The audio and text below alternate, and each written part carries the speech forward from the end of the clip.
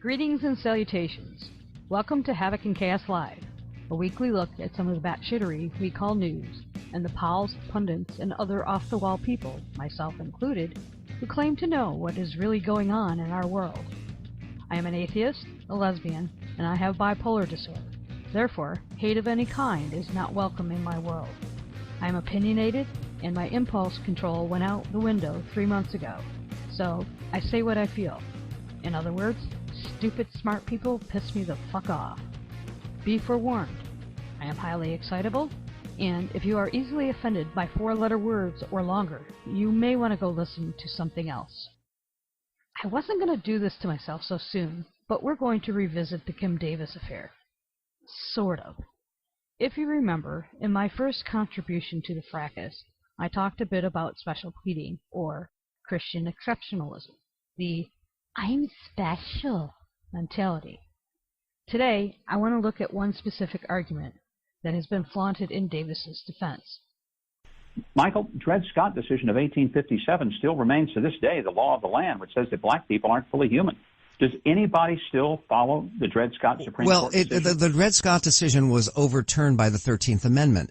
Now, I'm certain the various analyses that I have read prior for what I will call Part 1 have been correct, that Dred Scott was overturned by the 13th and 14th Amendments. So, no, it's no longer the law of the land.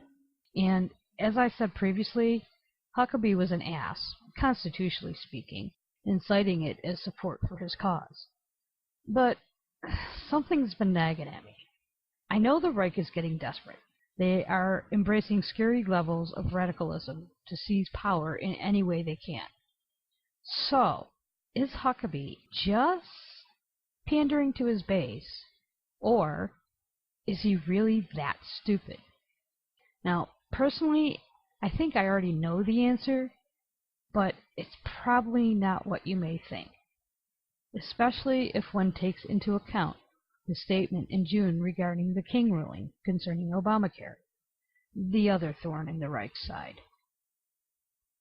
Today's King v. Burwell decision, which protects and expands Obamacare, is an out-of-control act of judicial tyranny.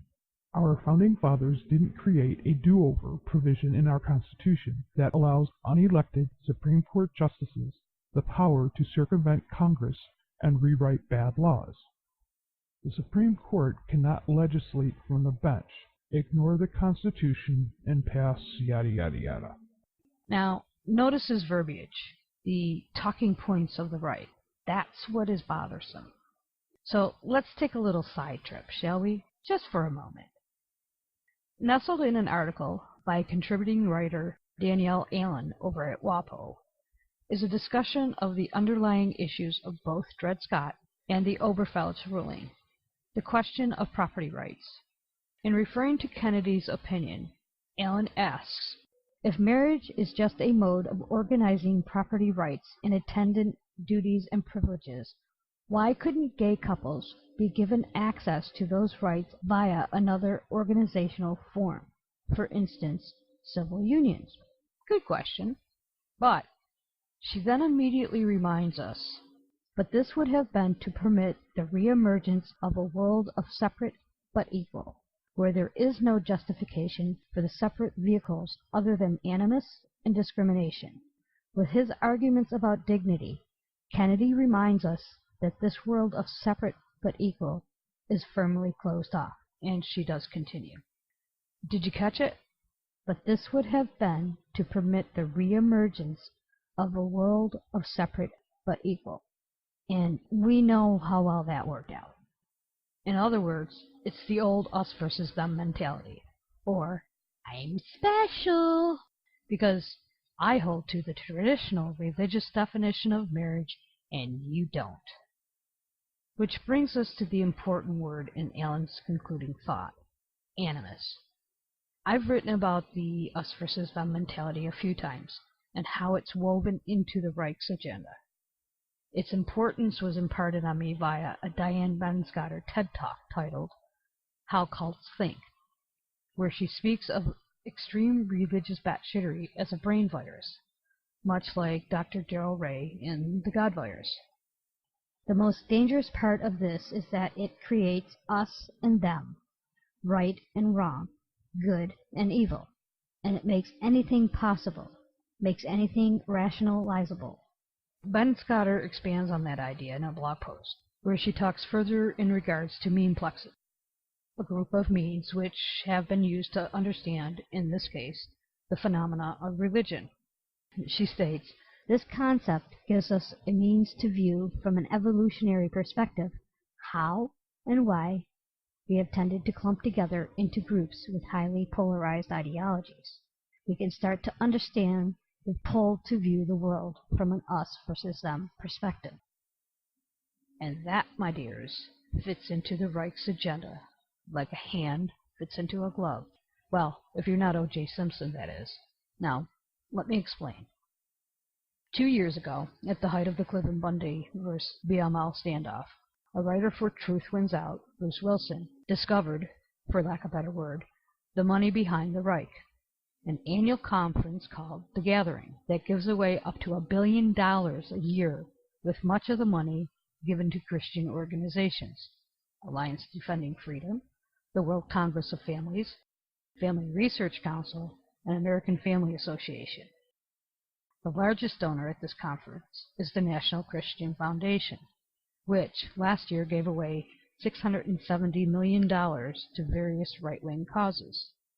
Now, unless you've been living under a rock, these are not only the main purveyors of hate here in the U.S. and abroad, specifically Uganda and Russia, but also the main driving forces behind all the faux religious liberty cases we have witnessed in recent years.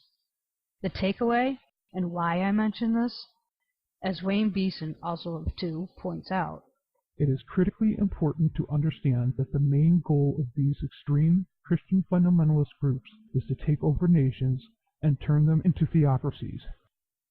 This includes the United States, and helps explain why our politics are so polarized. Do you get it now? Hello?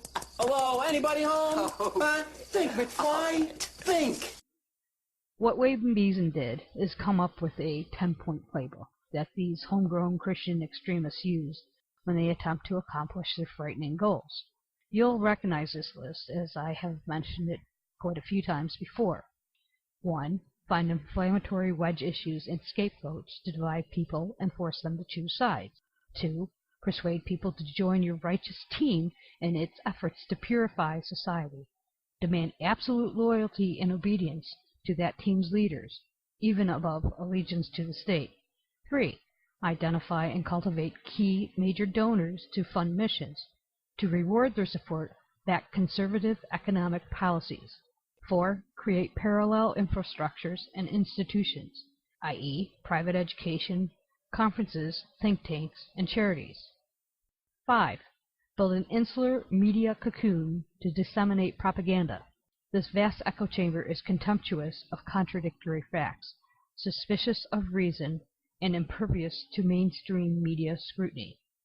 6.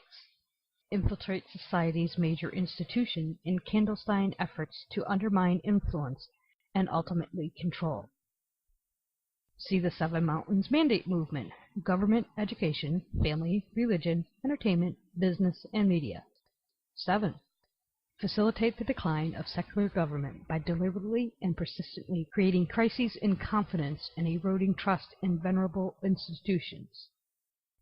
8. Oppose all gun control laws and tacitly encourage local militias. So in the event of insurrection, fundamentalists are the most well-armed sector of society. 9. Constantly agitate and manufacture havoc, because theocracy can only be attained amid chaos. Without a functioning central government, the shadow infrastructure created by fundamentalists makes them the best situated to fill a vacuum, restore order at the price of liberty, and install the regime. And finally, number 10, export model abroad. Send influential emissaries and dedicated missionaries. Deploy basic services to create dependence and dispense money to acquire strategic local alliances while organizing key international gatherings and fostering opposition at the United Nations. Although this really doesn't apply to us here in the States, we have seen this with Russia and Uganda.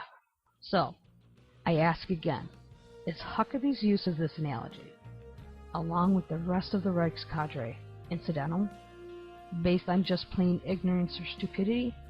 Or is he, in a not-so-underhanded sort of way, stating, I have this plan, you see.